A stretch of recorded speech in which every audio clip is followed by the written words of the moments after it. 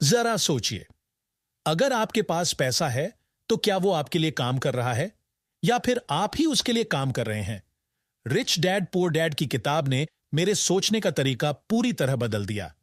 इस किताब में रॉबर्ट कियोसाकी अपने दो डैड्स की कहानी बताते हैं, एक जो गरीब था और दूसरा जो अमीर था। कियोसाकी कहते हैं कि जब आप अपनी सैलरी के लिए काम करते हो तो आप अपने समय के बदले पैसे कमाते हो, लेकिन जो अमीर लोग होते हैं वो अपने पैसे को ऐसे इन्वेस्ट करते हैं कि वो उनके लिए काम करें। एक उदाहरण लेते हैं। वॉरेन बफे ने अपना पैसा शेयर बाजार और रियल एस्टेट जैसे एसेट्स में इन्वेस्ट किया। आज वो दुनिया के सबसे अमीर इंसान हैं। उनका पैसा उनके लिए काम करता है, न कि वो पैसे के लिए काम करते हैं।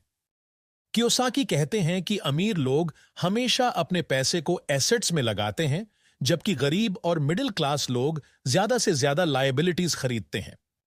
एक एसेट वो चीज है जो आपको पैसा देती है, जैसे रेंटल प्रॉपर्टी, स्टॉक्स या कोई बिजनेस।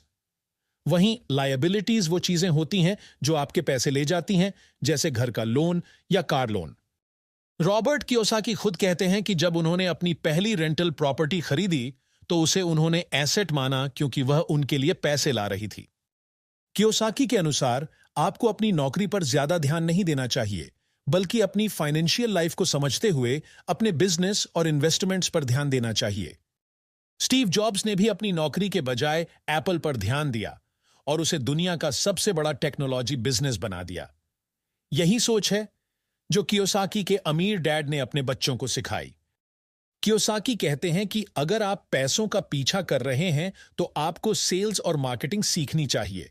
अमीर लोग खुद को बेचने में माहिर होते हैं, चाहे वो अपना बिजनेस हो, प्रोडक्ट हो या खुद को ही बेचना हो। सेल्स और मार्केटिंग स्किल्स बहुत जरूरी हैं।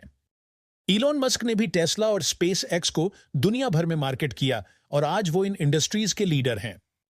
कियोसाकी का मानना है कि अमीर लोग पैसे कमाने के लिए नए तरीके सोचते हैं। वे क्रिएटिव होते हैं और रचनात्मक तरीके से पैसे बनाते हैं। रिचर्ड ब्रैंसन ने वर्जिन नामक बिजनेस शुरू किया था, जो आज कई सेक्टर्स में फैला हुआ है। उन्होंने भी हमेशा नए और क्रिएटिव तरीके अपनाए, जिससे उनकी कंपनी सफल हो सकी। कियोसाकी कहते हैं कि अगर आप काम सिर्फ पैसे के लिए कर रहे हैं तो यह गलती है। आपको काम से सीखने का मौका लेना चाहिए। जैसे बिल गेट्स ने अपने सॉफ्टवेयर स्किल्स को इतना शार्प किया कि वो माइक्रोसॉफ्ट के मालिक बन गए। कियोसाकी कहते हैं कि पैसे को इन्वेस्ट करने से उसे आपके लिए काम करना शुरू कर देना चाहिए। आपको पैसे से पैसे कमाने का तरीका सीखना चाहिए।